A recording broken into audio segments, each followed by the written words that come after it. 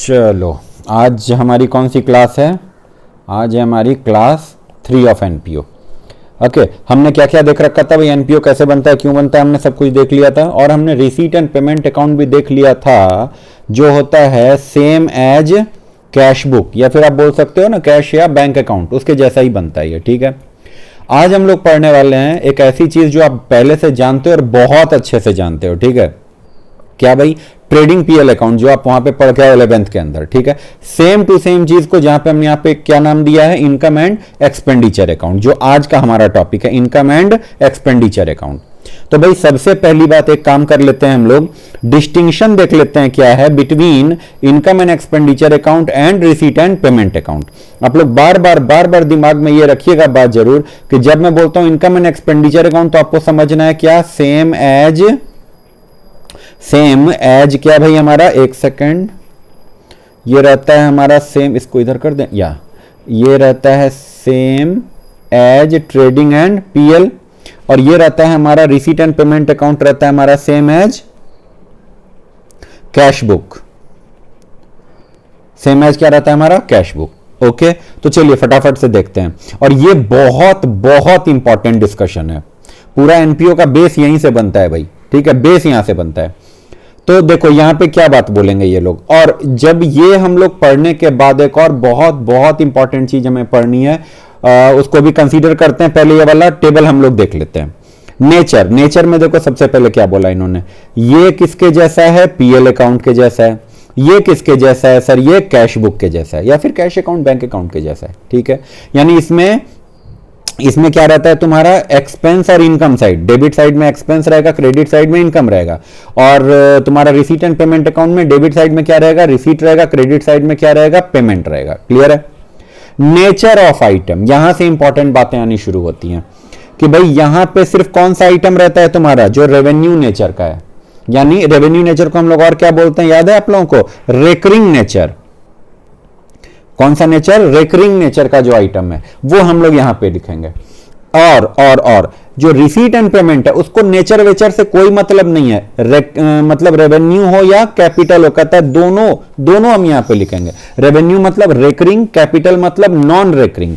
यानी रेकरिंग किसको बोलते हैं भाई, जो बार बार खर्च होता है। जैसे मान लो आप अपने स्टाफ को सैलरी देते हो, आप रेंट देते हो, आप सामान खरीदते हो, जो मटेरियल रॉ मटेरियल वगैरह परचेज करते हो।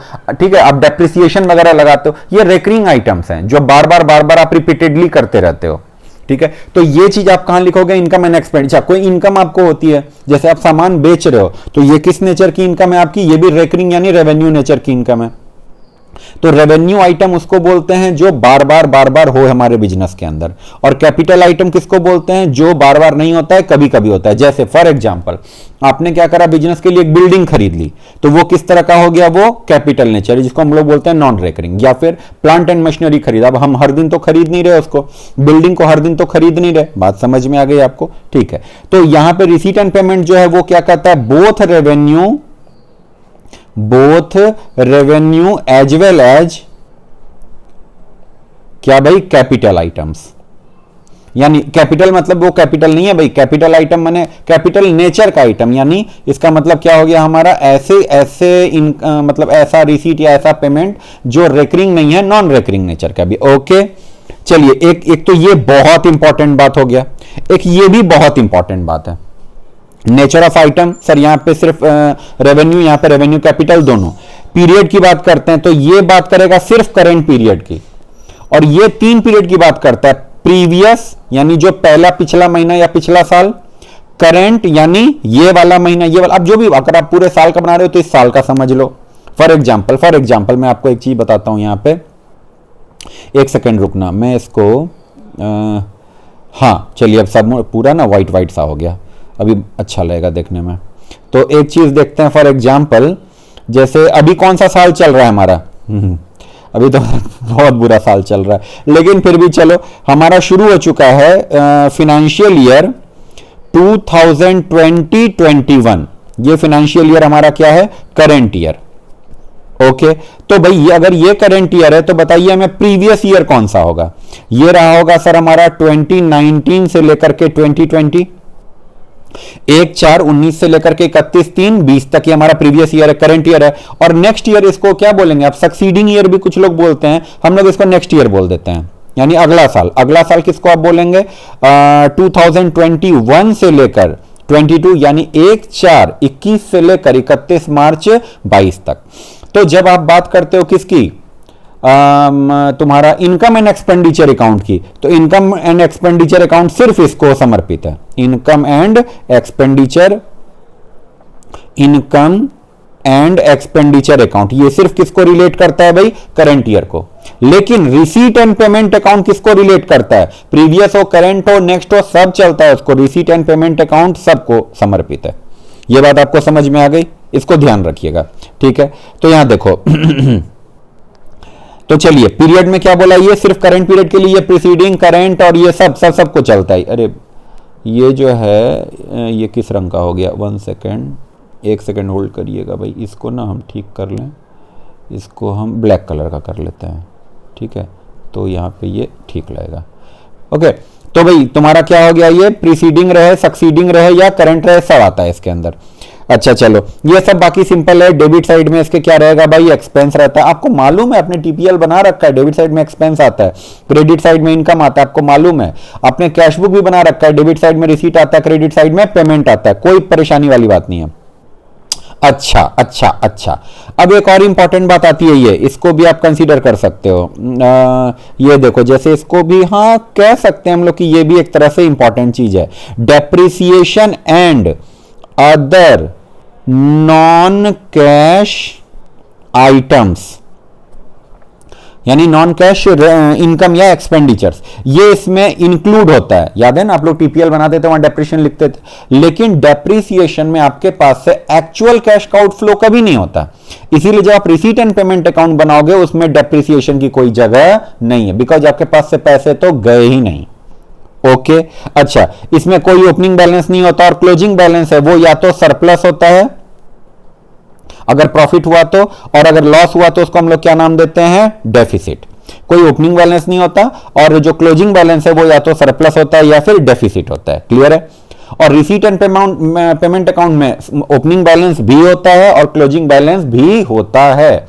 ओपनिंग बैलेंस यानी ओपनिंग कैश, ओपनिंग बैंक या ओपनिंग बैंक ओवरड्राफ्ट, 3 चीजें होंगी ये। अच्छा एक मिनट रुको, मैं यहां पे लिख दूं आपको। ओपनिंग में यहां पे क्या होगा, 3 चीजें, ओपनिंग कैश हो सकता है, और दूसरा ओपनिंग बैंक बैलेंस हो सकता है, या ओवरड्राफ्ट बैलेंस हो सकता है। दोनों नहीं रहते हैं, ऐसा थोड़ी है बैंक में पॉजिटिव बैलेंस भी और नेगेटिव बैलेंस भी, ऐसा नहीं होता। बट आपको क्या दे रहेगा, या तो पॉजिटिव बैलेंस या फिर नेगेटिव बैलेंस।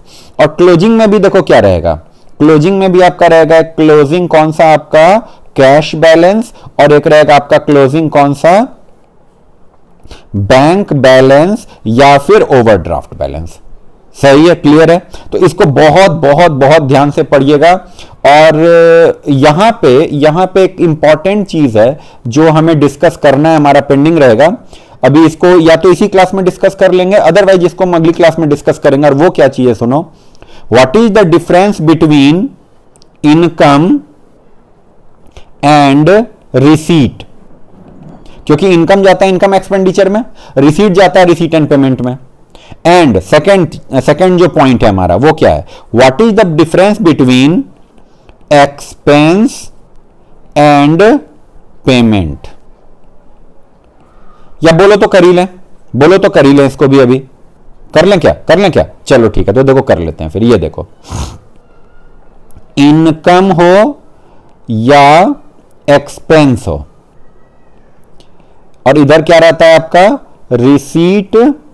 एग्जाम्पल से भी समझेंगे, लेकिन अभी हल्का हल्का सा पहले समझने, रिसीट या पेमेंट।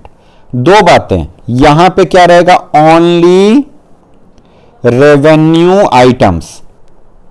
यहां पे क्या रहेगा, both revenue as well as capital items. ठीक है, चलिए दूसरी बात, दूसरा इंपॉर्टेंट बात, यहां पे क्या रहता है, इनकम और एक्सपेंस में रहेगा only current year, only related to current year. यहां पे रहेगा can be related to all three. क्या भाई? प्रीवियस ईयर, करेंट ईयर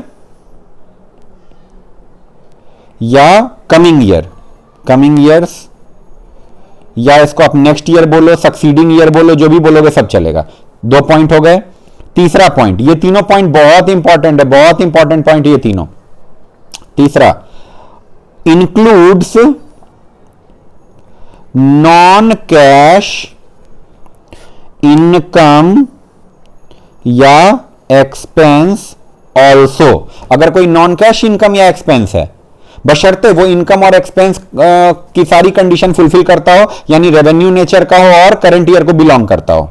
तो अगर वो नॉन कैश भी है तो भी कोई फर्क नहीं पड़ता, हम उसको भी यहां लिखेंगे। मगर मगर मगर अगर ये नॉन कैश आइटम है तो ये यहां पे इंक्लूड नहीं होगा। Doesn't include non cash income या एक्सपेंस।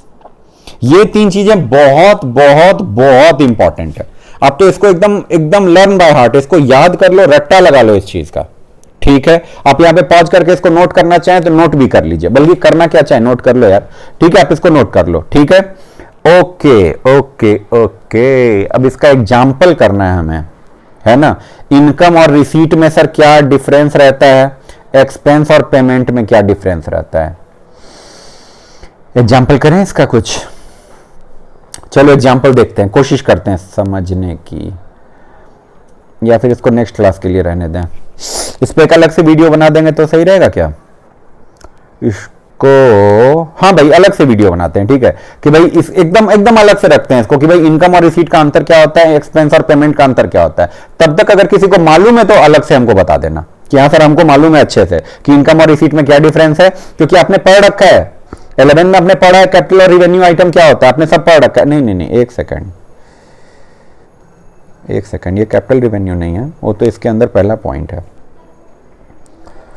फिर भी चलो, अगर किसी को मालूम है इनकम रिसीट में अंतर और एक्सपेंस पेमेंट में अंतर, तो आप या तो कमेंट में या मेरे को अलग से मैसेज करके बता देना हाँ सर हमको मालूम है।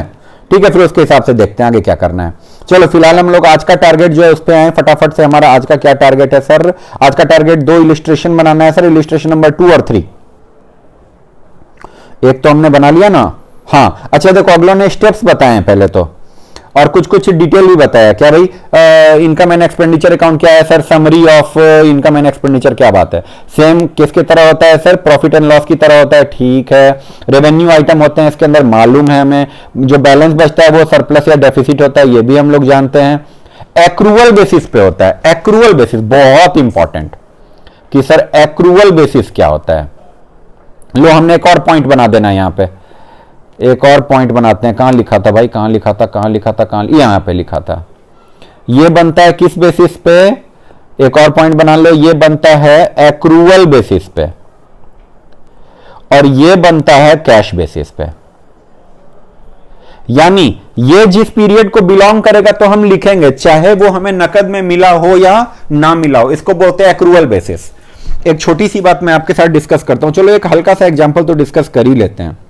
एक बच्चा मेरे पास आता है 25 मार्च को, ठीक है, और वो कहता है सर हम आपके यहां पढ़ना चाहते हैं। मैंने बोला चलो हम आपको फ्री ट्रायल क्लास देते हैं 3, या बच्चे ने डिमांड करी या हमने एक्सेप्ट करा, और हमने कहा ठीक है आप 3 दिन यहां पे क्लास करके देखो और ये समझने की कोशिश करो कि आपको कोचिंग या ये हमारी क्लासेस पसंद आती है नहीं, फिर आप एडमिशन ले लेना। ओके, तो उस बच्चे ने 25 मार्च को क्लास किया। मुझे बताइए क्या मैं एडमिशन कंफर्म समझ लूं? बताइए। नहीं सर, एडमिशन कंफर्म अभी नहीं हुआ है। वो बच्चा 26 मार्च को भी दिख गया हमें, 26 मार्च को भी आ गया। क्या एडमिशन कंफर्म हुआ है? यहां पे देखो मैं इसको लिखता हूं, ये बच्चा आ गया हमारे पास, इस दिन भी ये बच्चा आ गया, लेकिन सर एडमिशन अभी भी कंफर्म नहीं हुआ क्योंकि 3 दिन का तो हमने उसको ग्रेस दे रखा है। 27 मार्च को भी आ गया। क्या एडमिशन कंफर्म है? क्या मेरे घर वाले पूछेंगे कि भाई तुमने कुछ कमाया? क्या मैं बोल सकता हूं नहीं मैंने अभी भी कुछ नहीं कमाया? क्यों मैंने अभी भी कुछ नहीं कमाया बताएंगे? क्योंकि सर 3 दिन का तो आपने उसको ग्रेस दे के रखा ही हुआ है, तो बताइए अभी इस बात का कोई मतलब नहीं है कि आपने कुछ कमाया। हां, अब क्या हुआ, 28 मार्च को भी उस बच्चे के दर्शन हमें हो गए। जैसे ही दर्शन हो गए हमने क्या बोला, इनकम तो हमारी पक्की इनकम हो गई हमारी, क्यों 28 मार्च को भी बच्चा हमें दिख गया। लेकिन मुझे सिर्फ एक बात बताइए, क्या बच्चा पैसे भी लेकर आया होगा? दोनों पॉसिबिलिटीज हैं भाई, दोनों पॉसिबिलिटीज हैं। बच्चा हो सकता है पैसे लेकर आया हो सकता है ना लेकर आया हो। अगर मान लो बच्चा पैसे लेकर भी आया और उसने हमें पैसे दे भी दिए, अगर उसने हमें पैसे दे भी दिए तब तो कोई प्रॉब्लम नहीं है, कोई दिक्कत वाली बात नहीं। लेकिन अगर उसने हमें पैसे नहीं दिए हैं अभी, ठीक है, मान लो वो कह रहा है कि नहीं सर आज 28 मार्च है, अभी हमारे पास पैसे नहीं है, आप 2-3 दिन और रुक जाओ। 2-3 दिन रुक जाओ मतलब वो कहता है सर 29 मार्च को भी हम नहीं दे पाएंगे, 30 मार्च को भी हम नहीं दे पाएंगे, 31 मार्च को भी नहीं दे पाएंगे, 1 अप्रैल को भी नहीं दे पाएंगे, ठीक है, 2 अप्रैल को जाकर हो सकता है हम आपको 2 अप्रैल को पैसे दे देंगे। अब मुझे आपसे एक सवाल का जवाब चाहिए, मुझे ये बात बताइए सोच के समझ के अच्छे से, मुझे इनकम किस दिन हुई है और मुझे पैसों का रिसीट किस दिन हुआ है? समझ रहे हैं? पहले आप सवाल समझ रहे हैं, ठीक है, तो जवाब ढूंढते हैं। इनकम आपको हुई है 25 को, ना 26 को, ना 27 को, ना सर जिस दिन बच्चे ने एडमिशन कंफर्म कर दिया उस दिन मेरी इनकम हो गई, और जिस दिन मुझे पैसे मिल गए उस दिन मुझे रिसीट हो गया। तो सर रिसीट तो कभी भी हो सकता है। आप एक बात जानते हो, अगर मैंने बच्चे से 25 को ही एडवांस मांग लिया, मैंने कहा देखो तुमको पढ़ना है पढ़ो, नहीं पढ़ना है मत पढ़ो, आप पहले मेरे को एडवांस जमा करो, फिर आपको हम क्लास के अंदर अलाउ करते, और उसके बाद अगर आपको पसंद नहीं आती क्लास तो आप पैसा रिफंड लेके वापस अपने घर को जाओ, ठीक है। उस केस में आप बताइए मुझे रिसीट कब है? Even before the income. Income हो रही है मेरी 28 मार्च को, रिसीट मुझे हो गया 25 मार्च को। अच्छा, अगर बच्चे ने इसी दिन 28 को कंफर्म किया और मुझे पैसे भी दे दिए, तो रिसीट और इनकम दोनों मेरी 28 मार्च को ही हो गई। लेकिन अगर वो बच्चा क्या बोल रहा है कि नहीं नहीं नहीं सर मैं आज एडमिशन तो ले लेता हूं बट मैं पैसे आकर दूंगा 2 अप्रैल को, तो आप एक चीज नोटिस कर रहे हो यहां पे हो क्या रहा है बीच में, देखो इनकम मेरी हो गई कब? मार्च में, और रिसीट मुझे मिला कब? अप्रैल में। क्या इस बात को आप समझ पा रहे हैं दोनों में अंतर? तो ये डिफरेंस, इनकम मतलब होता है मुझे पैसा पाने का हक मिल गया, मैंने किसी को कोई सामान बेचा कुछ भी करा और मुझे पैसे आने की पॉसिबिलिटी संभावना बनती है, और रिसीट का मतलब मुझे एक्चुअली में पैसे आए। इस बात को आप समझ रहे हैं? अच्छा चलो, जब ये बात हमने डिस्कस कर ली तो थोड़ा पेमेंट पे भी डिस्कस कर लेते हैं। देखिए मुझे रेंट देना है, मान लो मुझे अपनी बिल्डिंग का रेंट देना है, ठीक है, और मार्च महीने का रेंट है, और मेरे जो लैंडलॉर्ड हैं वो कहते हैं कि देखो सर मार्च महीने का रेंट है आप मंथ एंड में दे दिया करो। वो मुझसे एडवांस नहीं लेते, वो क्या करते हैं वो बोलते हैं मंथ एंड में दे दो आप। मंथ एंड का मतलब क्या होता है कि जो फेब का रेंट है वो मैंने 28 फरवरी को उनको दे दिया था, जनवरी का रेंट मैंने उनको कब दे दिया था? 31 जनवरी को दे दिया था।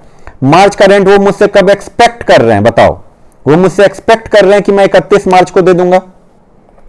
अब मुझे एक बात बताइए, अगर ये रेंट है मार्च का तो एक्सपेंस कब का है? ये सर ये एक्सपेंस भी कब का है? ये मार्च का है, expense of March.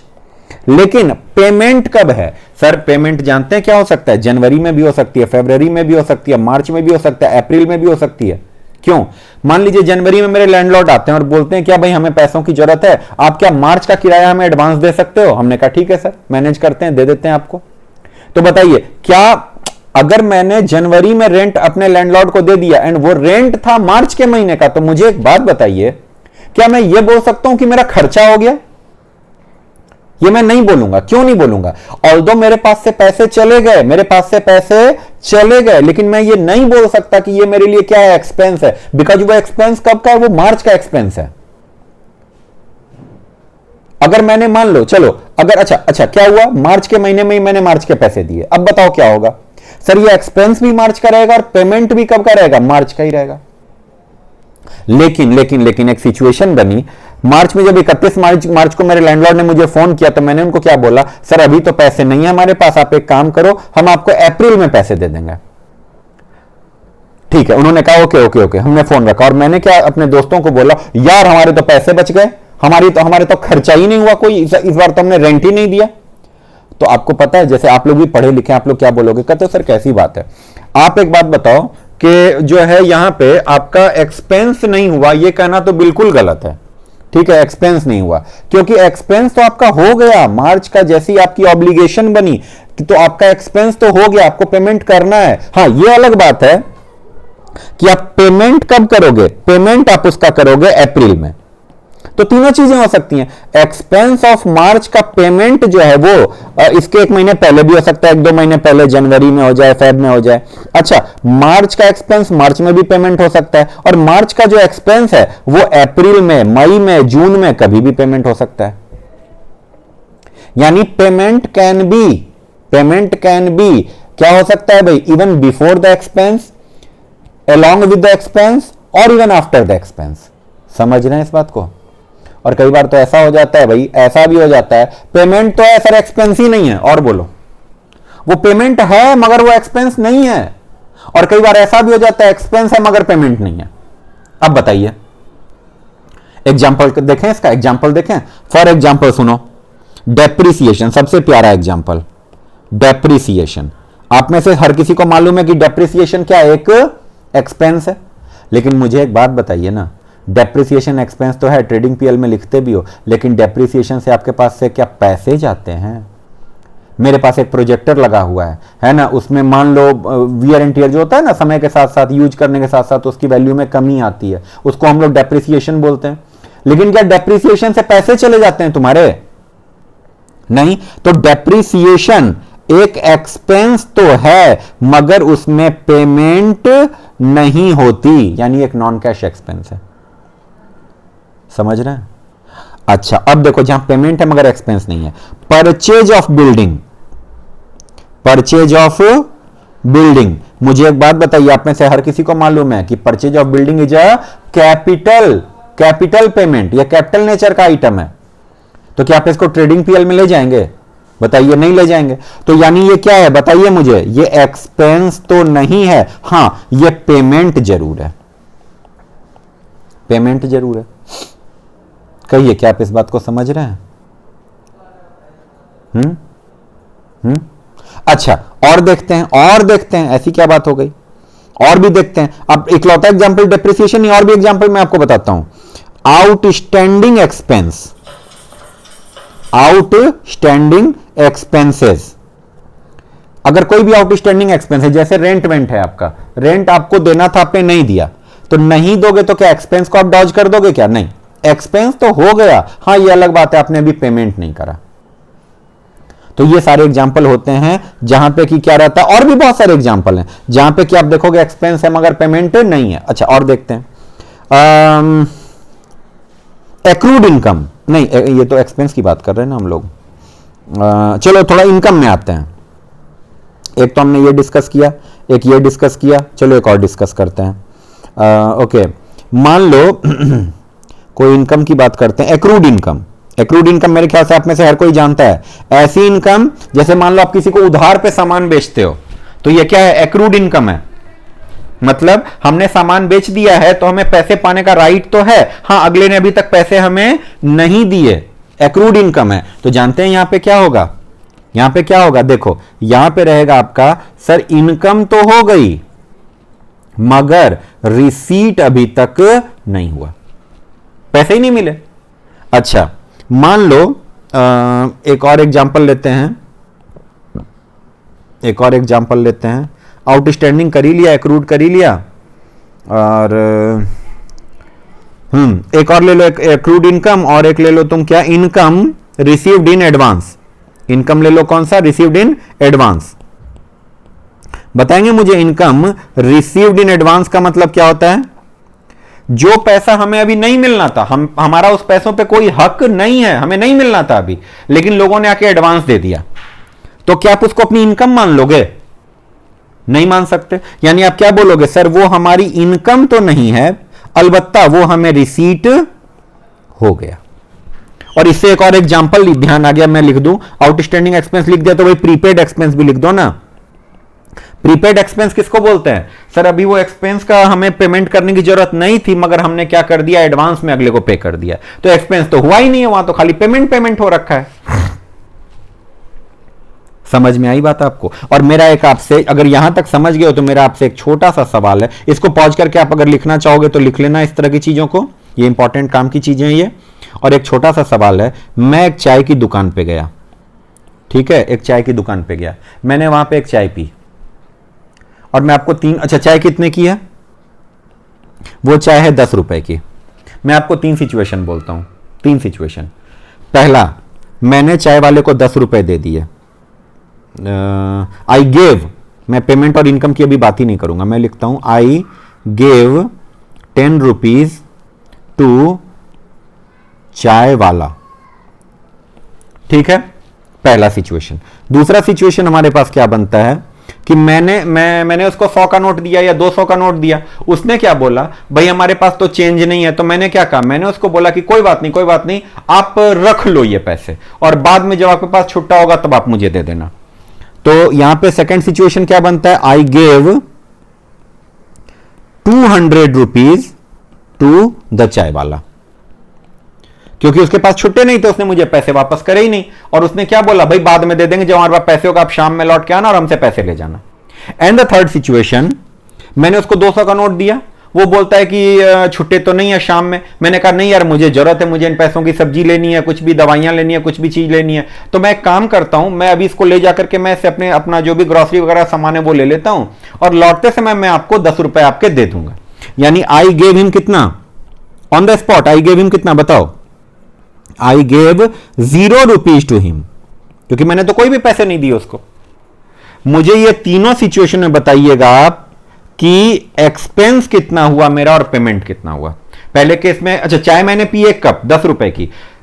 In situation 1 I gave him 10 rupees, मेरे पास 10 का नोट था, मैंने उसको दे दिया।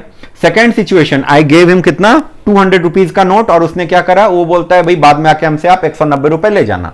एंड इन थर्ड सिचुएशन, ठीक है, उसके पास छुट्टे नहीं थे तो उसने मुझे क्या बोला कि नहीं आप जाओ और अपनी शॉपिंग जो भी है सब कुछ करके आओ और जब आपके पास छुट्टे हो जाए तो हमें 10 रुपए दे देना। So on the spot I gave him nothing. ठीक है, आई गेव हिम 0 रुपीज। ठीक है, आप इसमें मुझे बताइएगा कि तीनों सिचुएशन अलग अलग कि what is the expense amount and what is the amount of payment. Clear है आपको, क्लियर है। और एक सिचुएशन और, लगे हाथ एक सिचुएशन और, मैंने एक बच्चे को कोचिंग दी, ये बच्चा मेरे पास पढ़ने आया।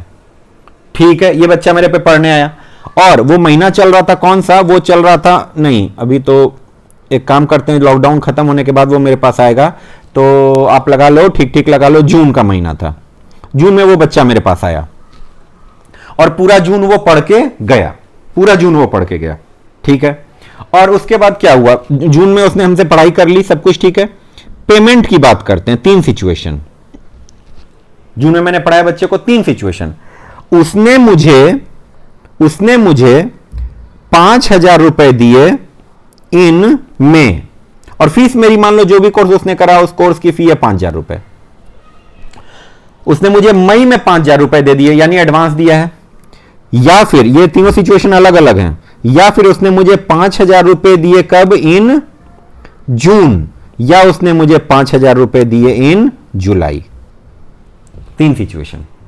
और मेरा आपसे सवाल यह है, मुझे आप बताना क्या, देखो ये रहा मेरा मई, जून, जुलाई। आप मुझे यह बताना कि मेरी इनकम कितनी है और मेरा रिसीट कितना है, तीनों केस में। पहले केस में मेरा 5,000 कहां पे लिखा जाएगा और क्या रहेगा, दूसरे केस में क्या रहेगा, तीसरे केस में क्या रहेगा, ये आप मुझे बना करके बताएंगे। ठीक है, चलिए वापस से फटाफट दौड़ते भागते पहुंचे कहां पे हम लोग, जहां पे हमने 1-2 क्वेश्चंस को अपना छोड़ा था। एक्रूअल बेसिस समझाने के लिए इतनी मेहनत करी गई। एक्रूअल बेसिस का मतलब क्या होता है कि ड्यू बेसिस पे, यानी कोई चीज अगर हमें लेना है तो वो पैसे को आप इनकम मान लो, चाहे मिले या ना मिले, मन ऐसा नहीं माने अभी मिले या बाद में मिले या पहले ही मिल चुका है, कोई फर्क नहीं पड़ता। जब आपको वो पैसे मिलने का आपको अधिकार मिलेगा तभी की वो इनकम है। एक्चुअल कब मिलता है उससे मतलब नहीं है। और जो पैसे देने की लायबिलिटी आपकी ऑब्लिगेशन बन जाती है, आपने कोई सर्विस लिया, आपने कुछ भी लिया, तो वहां पे जो है वो आपका एक्सपेंस है, चाहे पेमेंट आप पहले ही कर दो, हाथ के हाथ करो या आगे चल के करो, इसको हम लोग बोलते हैं एक्रूअल बेसिस। ठीक है, चलो इसमें अगर किसी को दिक्कत होगा तो मुझे बताइएगा। स्टेप्स क्या है, कह रहे हैं भाई रिसीट एंड पेमेंट अकाउंट को बहुत ध्यान से पढ़ना। ओपनिंग क्लोजिंग बैलेंस हटा दो क्योंकि वो बैलेंस शीट आइटम है, वो इनकम एक्सपेंडिचर नहीं होता, बैलेंस शीट आइटम होता है। ये हमने डिस्कस करा था ना कि रिसीट एंड पेमेंट अकाउंट का ओपनिंग और क्लोजिंग बैलेंस, ओपनिंग वाला ओपनिंग बैलेंस शीट में, क्लोजिंग वाला क्लोजिंग बैलेंस शीट में। कैपिटल रिसीट और कैपिटल पेमेंट को हटाओ यहां से, ये इस काम का नहीं है। रेवेन्यू रिसीट को कंसीडर करो, रेवेन्यू एक्सपेंस को कंसीडर करो। और उसमें अगर कोई एडजस्टमेंट करनी है तो करो। किस चीज का एडजस्टमेंट सर? आउटस्टैंडिंग का और प्रीपेड का। मैंने बोला था ना यहां पे मजे आएंगे हमारे। क्या ऐसे एक्सपेंस भी देखने को मिलेंगे जिसका ओपनिंग और क्लोजिंग बैलेंस रहेगा, ऐसी इनकम देखने को मिलेगी जिसका ओपनिंग एंड क्लोजिंग बैलेंस रहेगा। मजे आएंगे फिर तो, ठीक है। और लास्ट में कुछ कुछ ऐसी चीजें हैं जैसे जो नॉन कैश आइटम है। ये सब क्या है भाई? ये सब बोलते हैं नॉन कैश आइटम्स, जैसे डेप्रिसिएशन, जैसे प्रोविजन फॉर डाउटफुल डेट, जैसे प्रॉफिट या loss on sale of fixed asset, ये सब नॉन कैश आइटम है। तो इसको भी एडजस्ट करो जहां जहां जरूरत पड़ती है। ओके सर, अभी फटाफट से बना लें। इनकम एंड एक्सपेंडिचर अकाउंट बनाने के लिए कह रहे हैं ये हमें। ओके, एक तो हमें इन्होंने क्या दे रखा होगा? Receipt and payment. देखो अगलों ने आपको रिसीट एंड पेमेंट दे रखा है। जनरली आपको कैसे क्वेश्चंस आते हैं सुन लो। आपको एक receipt and payment account given होता है और आपको कुछ इंफॉर्मेशंस गिवन होती हैं जिनके आधार पे आपको दो चीजें बनाने के लिए कही जाती हैं। क्या क्या? एक तो तुम्हारा इनकम एंड एक्सपेंडिचर, मैंने शायद गलत बोल दिया, सही बोला आप एक बार फिर से सुनना। आपको गिवन होता है receipt and payment account and some information जिसके आधार पे हमें बनाना पड़ता है। क्या? देखो मैं लिख भी दूं यहां पे, यू विल बी गिवन क्या सर? एक तो रिसीट एंड पेमेंट अकाउंट आपको क्वेश्चन में होगा और दूसरा क्या गिवन होगा? Some additional information. और क्या रहने दो, सम एडिशनल इंफॉर्मेशन, ठीक है। तो सम एडिशनल इंफॉर्मेशन जो रहता है ना, वो उससे आप दो काम करोगे। एक तो क्या रहता है, एक तो उसमें कुछ इंफॉर्मेशन ऐसा रहेगा which will help you prepare opening balance sheet, और कुछ रहेंगे उसमें से क्या? एडजस्टमेंट्स।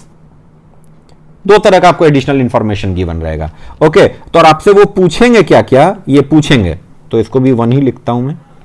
आपसे वो पूछेंगे क्या क्या? एक इनकम एंड एक्सपेंडिचर अकाउंट, और आपसे वो क्या पूछेंगे? Closing balance sheet.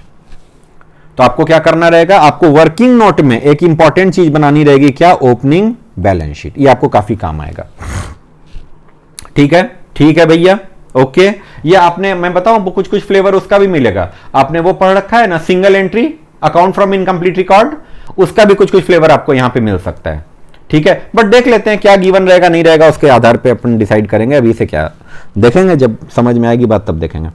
चलो, और मतलब लगभग में यही रहता है ना, receipt and payment account and additional information, जिसके आधार पर आपको बनाना रहेगा क्या? Income and expenditure account and closing balance sheet. चलो भाई देखो फटाफट से इसको देखते हैं। आप मुझे सिर्फ एक बात का जवाब दीजिएगा कि एक एक करके आइटम हम लोग देखते जाएंगे और उसके सामने लिखते जाएंगे वो क्या चीज है। बैलेंस बीडी यानी ओपनिंग बैलेंस, ये कहां जाने वाला चीज है? ये दोनों ये कहां जाएगा सर? ये दोनों जाएगा ओपनिंग बैलेंस शीट में, यानी इसको इनकम एक्सपेंडिचर से कोई लेना देना नहीं है। Okay, subscription. अब सब्सक्रिप्शन में देखो साल चल रहा है हमारा कौन सा? हे भगवान, 31 मार्च 2002। 31 मार्च 2002 अगर चल रहा है, ये तो ठीक बात नहीं है। एक सेकंड, मैं सॉल्यूशन देख रहा हूं किसी चीज की। इलिस्ट्रेशन 1 का सॉल्यूशन देख रहा हूं मैं। ऐसे थोड़ी होता है भाई। यहां पे क्या चीज चाहिए हमें? 1 second. Income and expenditure account, subscription 225, printing and stationery.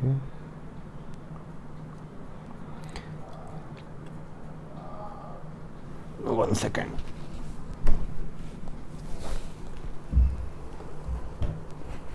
Income and expenditure account, example 1 at page number 12। Page number 12 तो यही है।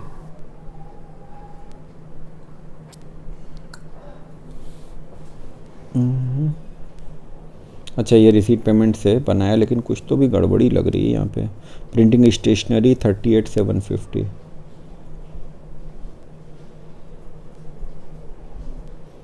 प्रिंटिंग एंड स्टेशनरी नहीं भाई, कुछ गड़बड़ है। ठीक है, ये ना कोई और, 1 सेकेंड, ये है पेज नंबर 11 है। पेज नंबर 11 ये पेज नंबर 11 पे एक रिसीट एंड पेमेंट अकाउंट हमें गिवन है। इस रिसीट एंड पेमेंट अकाउंट से हमें क्या बनाना है, तो इसके बाजू में ही बना लेंगे, इधर यहां यहीं पे इनकम एंड एक्सपेंडिचर अकाउंट बना लेंगे। ठीक है, चलो फटाफट से देखते हैं। यहां पे सबसे पहले तो क्या दे रखा है, cash in hand and cash at bank. Cash और बैंक ये दोनों का क्या है, ओपनिंग बैलेंस। बताइए ये ओपनिंग बैलेंस कहां जाएगा, ये जाएगा हमारा कहां, ओपनिंग बैलेंस शीट में। ओके, अभी देखो क्या क्या चीजें आपको गिवन है। सब्सक्रिप्शन आपका, देखो जो रिसीट होता है ना वही बड़ा होकर के क्या बनता है, इनकम बनता है, और पेमेंट ही बड़ा होकर क्या बनता है, एक्सपेंस बनता है। इसीलिए इसमें कंफ्यूज मत होना ज्यादा।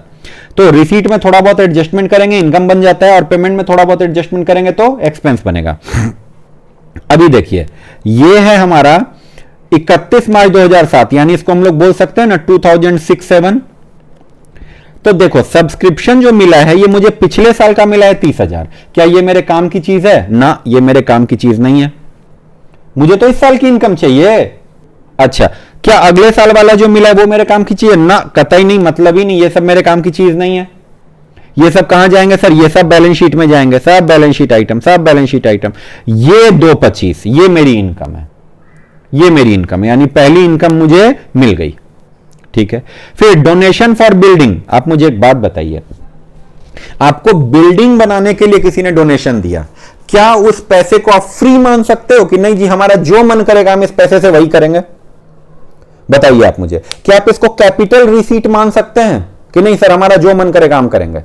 नहीं मान सकते ना भाई। जिसने डोनेशन दिया है उसने क्या बोल के दिया, क्या कंडीशन के साथ दिया है कि आपको इससे क्या करना है, बिल्डिंग ही बनानी है, यानी ये कैपिटल रिसीट है। प्लस ये ऐसी चीजें बार बार नहीं मिलती, ये अनकंडीशनल रिसीट नहीं है, ना तो ये अनकंडीशनल रिसीट है ना ही ये रेवेन्यू रिसीट है, यानी ये कहां जाएगा, ये जाएगा बैलेंस शीट में, यानी ये भी बैलेंस शीट आइटम हो गया, क्योंकि ये कंडीशनल है। क्या ये कंडीशनल, डोनेशन फॉर बिल्डिंग बोला ना, तो ये क्या है हमारे पास, कंडीशनल, और कंडीशनल आइटम है तो ये कहां पे जाएगा बताएंगे, ये हमारा चला जाएगा बैलेंस शीट के अंदर। ठीक है, उसके बाद देखिए अगला क्या है, अगला है इंट्रेंस फी। इंट्रेंस फी का मतलब क्या होता है भाई, हमारे पास लोगों को जो हमारे मेंबर्स आएंगे उनसे आने के लिए हम हर महीने या हर साल हम क्या करते हैं, कुछ पैसे लेते हैं।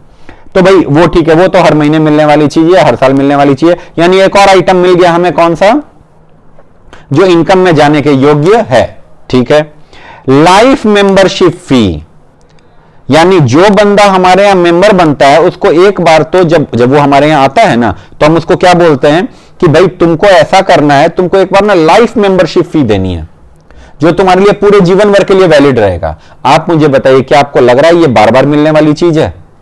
ये तो एक बंदे से एक बार मिल गया तो मिल गया, यानी ये भी किस तरह का चीज है, किस नेचर की चीज है, ये कैपिटल नेचर की, यानी ये भी कहां पे जाना है इस चीज को भी, सर ये भी बैलेंस शीट में जाएगा।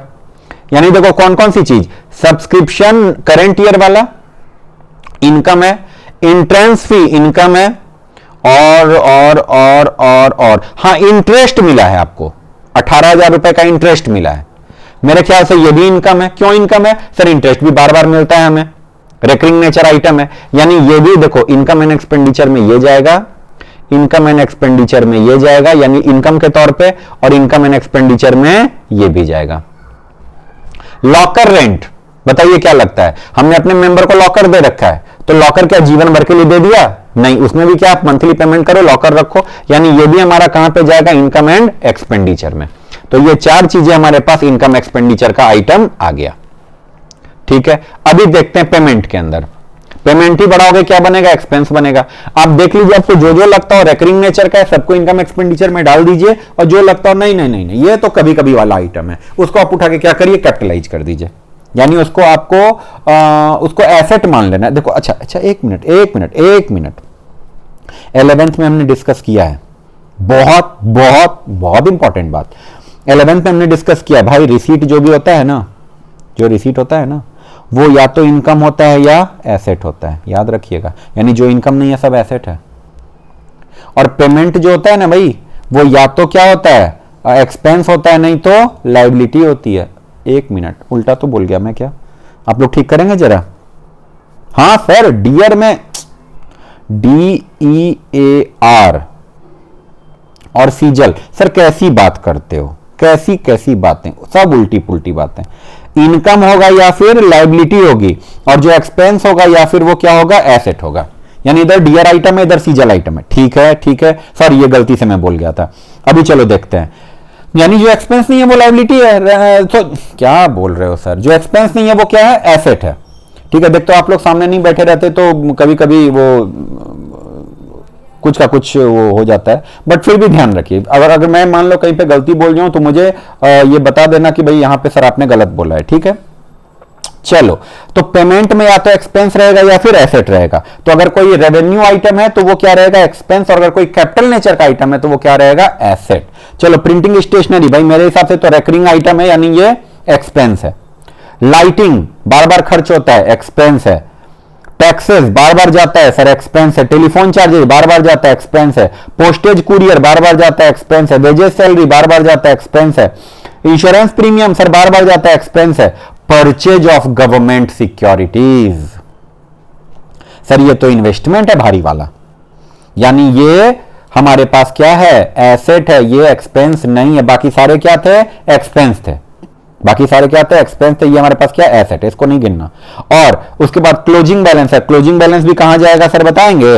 यानी ये सब सारा जो आइटम है यहां से लेके यहां तक सारे क्या है, एक्सपेंस। ये क्या है, एसेट। और ये दोनों तो कहां जाएगा, ये कैश और ये बैंक, ये कहां जाएगा सर, क्लोजिंग बैलेंस शीट। बताइए, अब आपके लिए इनकम एक्सपेंडिचर अकाउंट बनाना मुश्किल है? मैं यहां पे एक रफ ड्राफ्ट करके आपको देता हूं, इसी को अच्छे से नीचे बना रखा होगा उन्होंने, हम लोग हल्का फुल्का सा बना लें। ये देखो, इधर आप क्या लिखोगे, एक्सपेंस, इधर क्या लिखोगे, इनकम। सारा एक्सपेंस उठा के लिख दो, 38,750, 26,250, 17,000, 2,600, 2,000, 88,000, 15,000। और इनकम में आप क्या लिख दोगे, 225, 23, 18 और 42। जोड़ के देख लीजिए, अगर इधर आता है तो इधर सरप्लस होगा, इधर आता है तो इधर डेफिसिट होगा, मामला खत्म। आपका क्या बन गया, ये इनकम एंड एक्सपेंडिचर अकाउंट। समझे बात को? चलो हम इसको काउंट करें, 1 2 3 4 5 6 7 और इधर 1 2 3 4। चलिए देखते हैं आंसर में, देखें इसको। देखिए 1 2 3 4 5 6 7, यही 7 आइटम जो हमने वहां से देखना है लिखा हुआ था। और इधर 1 2 3 4 सबको जोड़ा, 3,08,000 हो गया। उसमें से आपने ये सारा का सारा क्या कर दिया, माइनस कर दिया। आपको सरप्लस निकल के आ गया 1,18,400, जो जा करके जब आप बैलेंस शीट बनाओगे तो it will be added to, ये सरप्लस क्या होता है, will be added to the capital fund in the closing balance sheet. Clear है? बताइए कोई ऐतराज? इसको आप बना के देखिएगा। और इलिस्ट्रेशन 2 में क्या है भाई, अच्छा देखा, अरे वाह कितनी इंटरेस्टिंग चीजें बताई इन्होंने। देखें भाई, ओपनिंग एंड क्लोजिंग बैलेंस वगैरह जो एक्सक्लूड, बिकॉज ये कहां जाएगा, ओपनिंग वाला ओपनिंग बैलेंस शीट में, क्लोजिंग बैलेंस शीट में। परचेज ऑफ गवर्नमेंट सिक्योरिटी, ये कैपिटल एक्सपेंडिचर है सर, कैपिटलाइज करेंगे, बैलेंस शीट में जाएगा। और जो पेमेंट एक्सपेंस नहीं है वो पेमेंट एसेट है। जो रिसीट इनकम नहीं है वो रिसीट लायबिलिटी है। फिर से लिखें इस चीज को, फिर से लिखें। जो याद है डियर सीजल, याद है कि भाई अगर हमें क्या हुआ है, अगर हमने पेमेंट किया है, किसी को भी क्या किया है, पेमेंट किया है, तो पेमेंट से दो ही चीजें आएंगी। क्या क्या बोलो, या तो वो एक्सपेंस होगा या फिर वो एसेट होगा। याद है जिसको हम लोग एक और ब्रांच पढ़ते थे ना, रिसीवर, डीआर वाला पढ़ते थे, लेकिन अभी हमें वो पढ़ने की जरूरत नहीं। अभी हम लोग सिर्फ यहां तक पढ़ लें कि पेमेंट से दो ही चीजें बनती हैं, या तो, अरे क्या कर दिया मैंने, हाँ, पेमेंट से दो ही चीजें आती हैं, या फिर वो क्या होगा, या तो उससे क्या बनेगा, एक्सपेंस, या फिर वो किधर जाएगा, एसेट। और अगर आपको जीवन में क्या मिला है, रिसीट मिला है, अगर आपको जीवन में क्या हुआ है, आपके पास रिसीट है,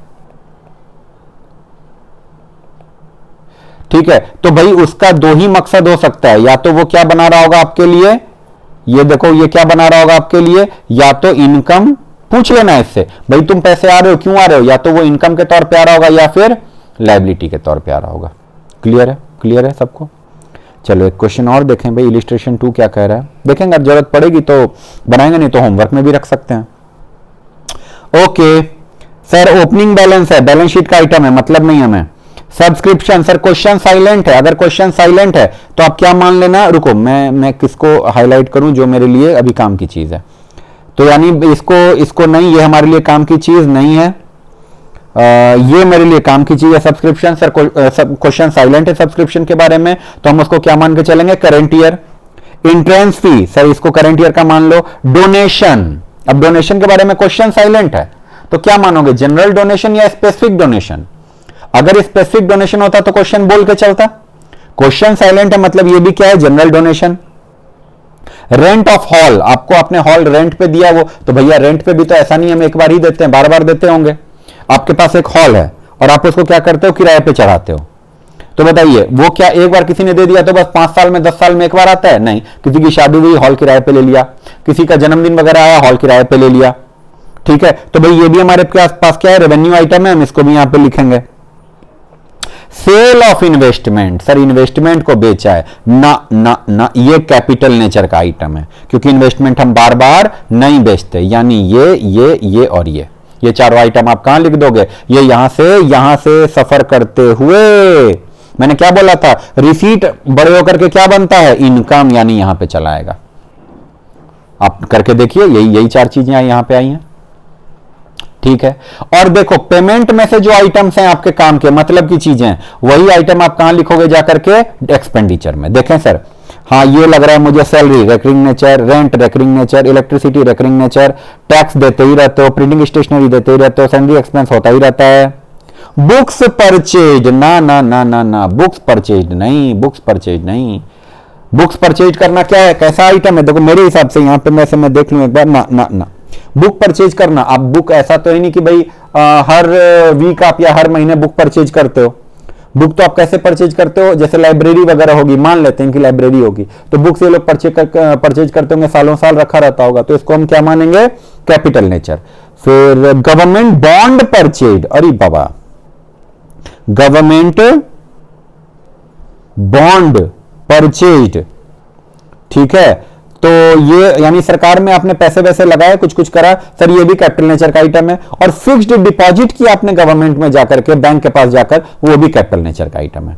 यानी ये देखो, ये सब हमारे मतलब की चीजें थी, ये ठीक है मतलब की चीजें, ये हमारे काम का नहीं, ये हमारे काम का नहीं, ये हमारे काम का नहीं, क्लोजिंग बैलेंस भी हमारे काम का नहीं। तो आप देखिए यही आइटम सारा यही उठ करके कहां गया होगा, ये यहां आया होगा, सॉरी एक सेकेंड, ये एक्सपेंडिचर बना होगा। देखो 1500, 800, 3500, 1700, 380, 920, और फिर आपने क्या किया होगा, जब जोड़ घटाव करके देखा होगा तो आपको क्या समझ में आया होगा कि इस क्वेश्चन में इनके पास 18,200 का सरप्लस आ गया। बोलिए कोई एतराज, अरे बाप रे, और है इलिस्ट्रेशन, और भी है, एक इलिस्ट्रेशन और है, कर ही डालेंगे, छोड़ेंगे क्यों, अगर लगता है समय हमारे पास है तो कर डालेंगे, ठीक है। पहले एक इंपॉर्टेंट चीज जिसके तरफ आपका ध्यान में लेके आना चाहूंगा, फिक्स्ड डिपॉजिट जो है, ये देखो fixed deposit with bank on 31 मई 2007, इस लाइन को मैंने इग्नोर कर दिया था। कौन सी लाइन को, 31 मार्च 2007, क्यों इग्नोर कर दिया मैंने, सोचो। 5,000 रुपए मैंने बैंक में एफडी करा, कब, 31 मार्च 2007 को, और मेरा जो डेट है क्लोजिंग डेट वो भी क्या है, 31 मार्च 2007। तो आपको लगता है कि मुझे एक पैसे का भी इंटरेस्ट मिला होगा, नहीं मिलेगा भाई, आप आज ही पैसे मांग रहे हो, कौन सा इंटरेस्ट मिल जाना है, इसीलिए मैंने इसको इग्नोर कर दिया।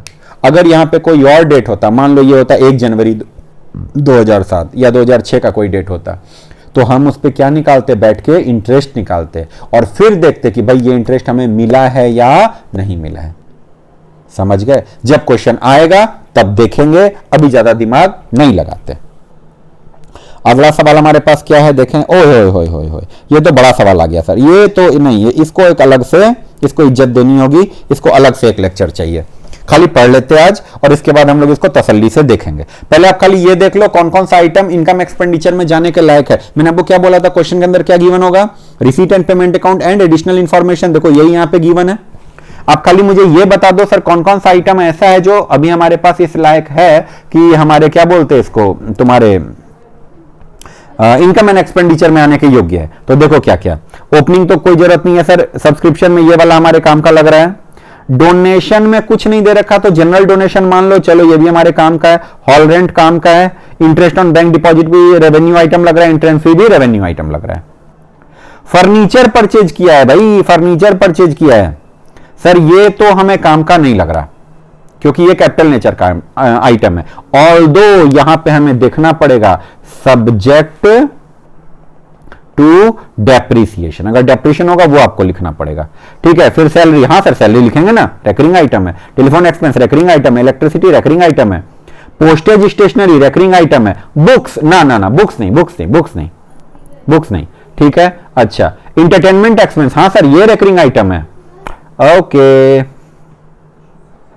गवर्नमेंट पेपर्स, गवर्नमेंट बॉन्ड्स आपने खरीदे हैं 8,000 के, सर ये क्या आपका कौन सा आइटम है? ये एक सेकंड रुको जरा सा, मुझे लग रहा है ना कि यहाँ पे ये ठीक से डिफाइन नहीं हो रहा है। मैं इसको फिर से लाइन खींचूं ताकि ये ऊपर तक रहे। ये इंटरटेनमेंट एक्सपेंस ऊपर, हाँ अभी ठीक लग रहा है। ये देखो परचेज ऑफ गवर्नमेंट पेपर से 8,000 रुपए के, भाई ये तो कैपिटल नेचर का आइटम है लेकिन इस पे इंटरेस्ट मिलेगा, तो आप इंटरेस्ट को ध्यान में रख लेना, सब्जेक्ट टू इंटरेस्ट। आप इंटरेस्ट देख लेना ध्यान से, ठीक है। जैसे मैं आपको हिंट देता हूं, मैं आपको हिंट एक देता हूं, 8,000 रुपए, देखो डेट देखो यहां पे 31 मार्च 2002। आपने कब ये गवर्नमेंट पेपर खरीदा? 1/7/2001, यानी जुलाई अगस्त नवंबर, नहीं अरे अप्रैल मई जून के बाद क्या हो गया? जुलाई अगस्त सितंबर अक्टूबर नवंबर दिसंबर जनवरी फरवरी मार्च, यानी 9 मंथ का आपको इस पे क्या मिलना चाहिए था? इंटरेस्ट। तो देखो 8,000 गुने 5% गुने 9/12 यानी कितना हो जाएगा? ये आप करके देख लेना, कितना भी तो निकल के आता है, जो भी इंटरेस्ट निकल के आएगा मैं करके देख लूं। 8,000 गुने 5% गुने 9/12 है ना, 8,000 गुने 5%, ठीक है, गुने कितना 9 और बटा 12, यानी ज्यादा नहीं सर 300 रुपए, कितना 300 रुपए। तो यहां पे निकल के आता है आपका 300 रुपए। और आप ये देखो कि इंटरेस्ट ऑन बैंक डिपॉजिट, अच्छा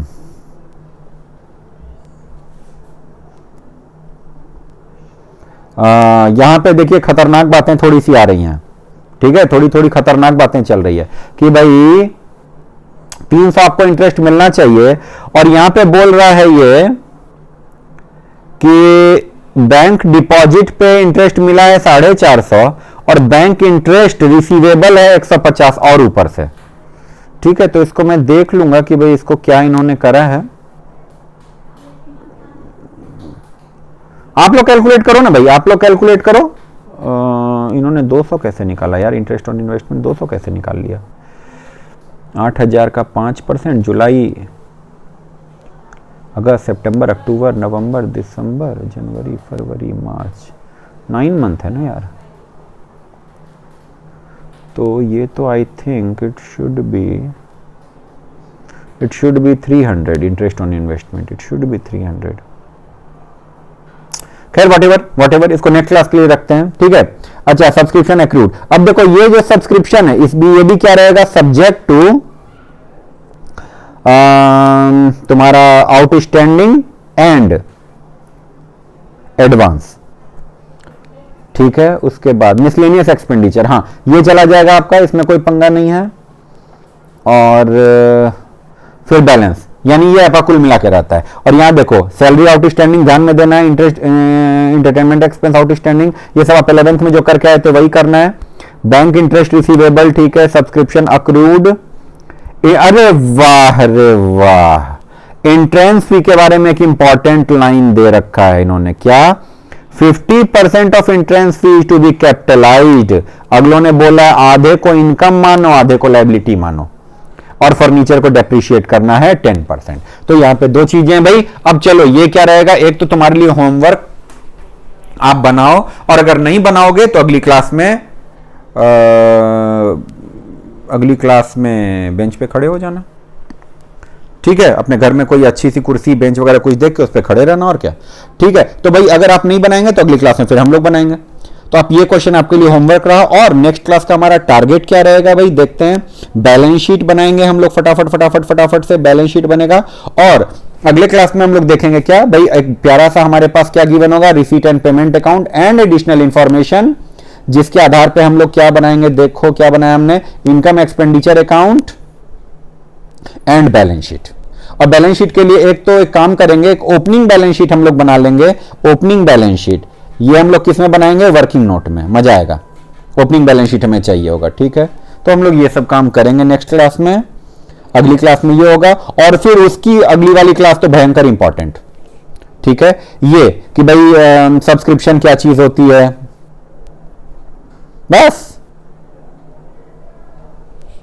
सम आइटम बोल के एक ही आइटम दिखाया भाई, ऐसे कैसे, नहीं और होगा आगे, ऐसे नहीं हो सकता, ऐसा धोखा नहीं कर सकते ये लोग हमारे साथ। अरे रुको, आगे तो आने दो, होगा हाँ, कैसे नहीं, क्या बात करते हैं, डोनेशन है, अरे आया ना, लेगेसीज है, लाइफ मेंबरशिप फी है, एंट्रेंस फी है, सेल ऑफ ओल्ड एसेट है, सेल ऑफ पीरियोडिकल्स है, सेल ऑफ स्पोर्ट्स मटेरियल है, पेमेंट ऑफ ऑनरेरियम है, इंडोमेंट फंड है, गवर्नमेंट ग्रांट, स्पेशल फंड वगैरह वगैरह, पता नहीं दो कितनी तो सारी चीजें। हाँ, ये मजा आएगा पढ़ने में, ठीक है। तो अगली क्लास का टारगेट ये रखते हैं, और आप लोगों के लिए इतनी सी बात है, सिर्फ आप लोग ये वाले क्वेश्चन को अटेम्प्ट करना, ठीक है। चलो।